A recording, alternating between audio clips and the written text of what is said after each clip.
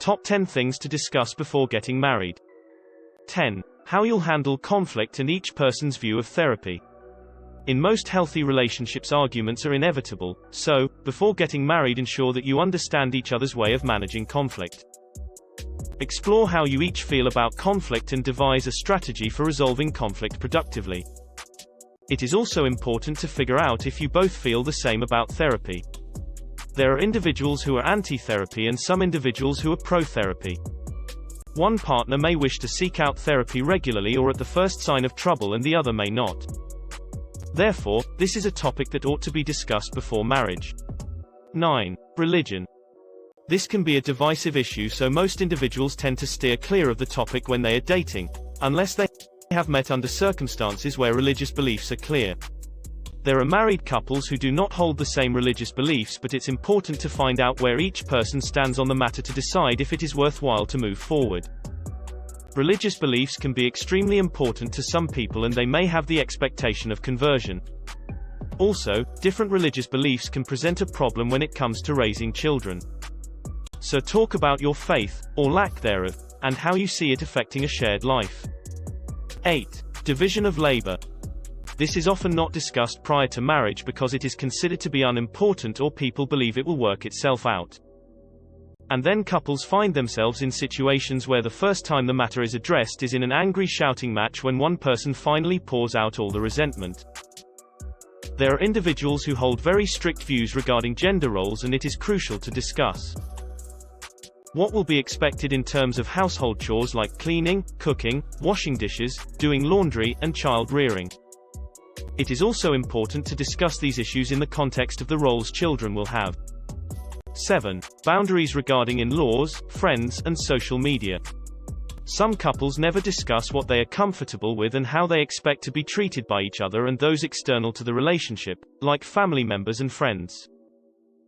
In many cases, intrusive in-laws pose a problem for married couples, and it is best to outline boundaries so that your partner knows your limits.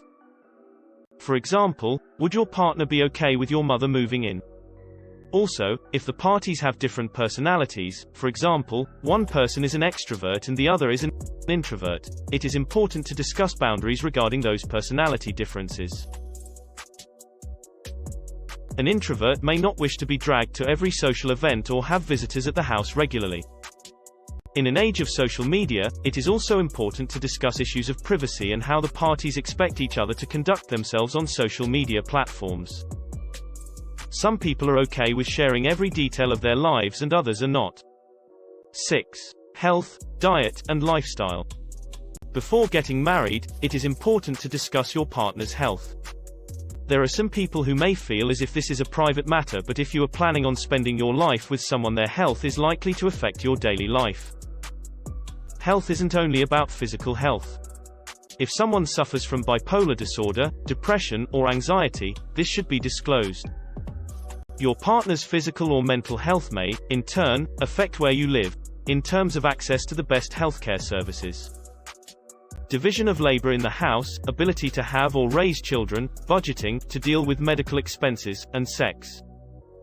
Food compatibility is often overlooked, but it can become a source of conflict if your partner expects you to adopt a certain diet. In terms of lifestyle, does your partner expect you to go to the gym regularly? Does your partner want to have sex every day? 5. Life goals and attitude towards achievement. There are some individuals who are go-getters. They are highly driven and ambitious people, and there are some people who are a bit more laid back and easily satisfied. These two personalities can clash if partners try to change each other. It's useful to find out if you share similar life goals, or you just may find that having different goals takes you in different directions or results in the parties growing apart. If you get an amazing job opportunity, will your partner object?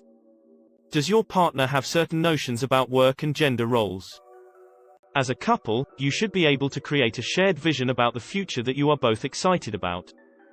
So, be upfront about the big life goals you're eager to accomplish. Make sure your partner knows about your dream and is open to it. You're about to marry your partner in life, and their support will be a foundation in everything you do, and vice versa. 4. Where you will live.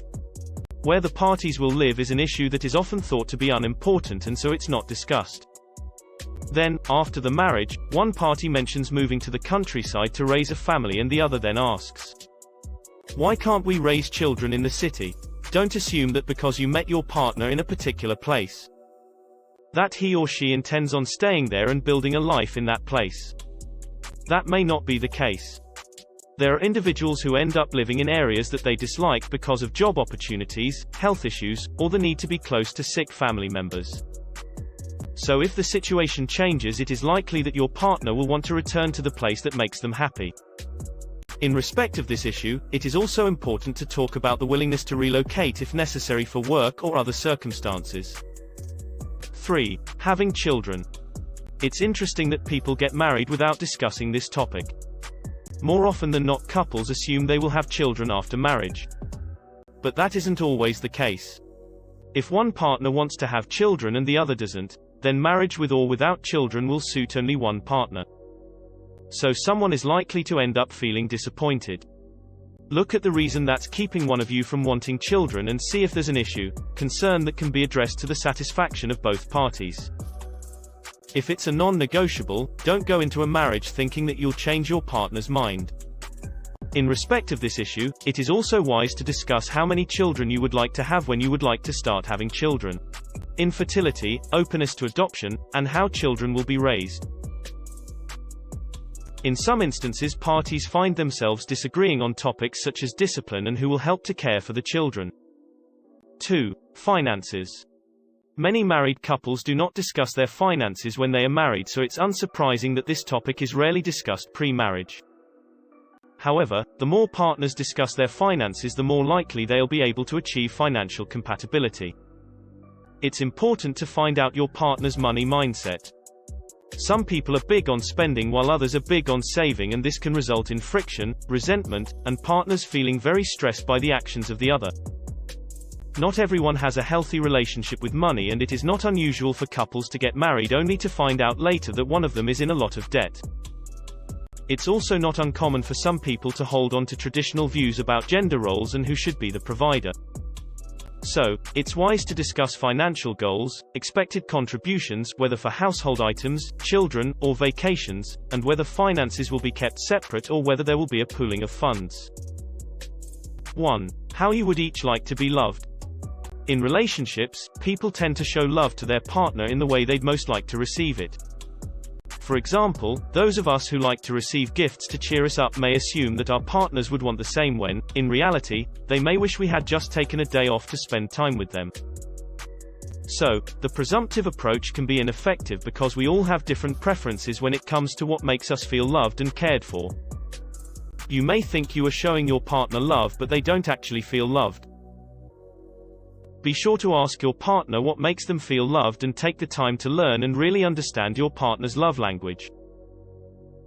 Don't forget to like, comment, share and subscribe to my channel.